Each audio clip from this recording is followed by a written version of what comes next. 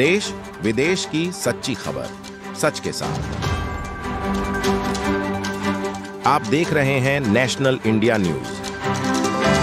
पश्चिम बंगाल के मालदा जिले के हरिश्चंद्रपुर ग्रामीण अस्पताल की हालत किसी खंडर से कम नहीं। जहां हर दिन 300 से 400 मरीज आते हैं, वहां न पानी, न दवा, न सुरक्षा।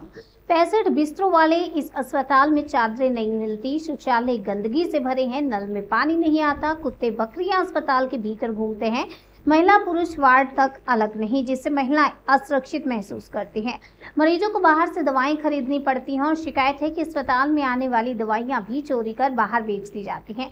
सबसे बड़ी बात, इस अस्पताल की रोगी कल्याण समिति के अध्यक्ष, क्षेत्र के विधायक और राज्य के मंत्री तजमुल हुसैन है।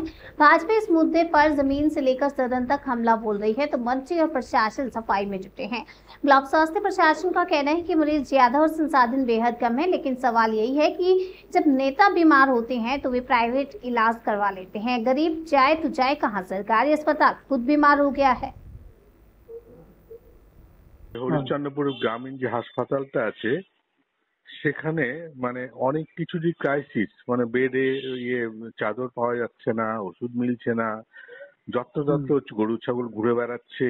তো আপনি তো এলাকার মন্ত্রী, তো এইসব যে হচ্ছে এলাকার মানুষের ক্ষোভ বাড়ছে, কি বলবেন?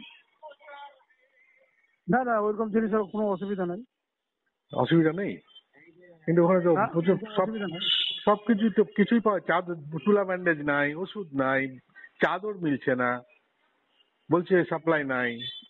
ঠিক আছে, আমি খোঁজ নিয়ে দেখছি। ঠিক আছে।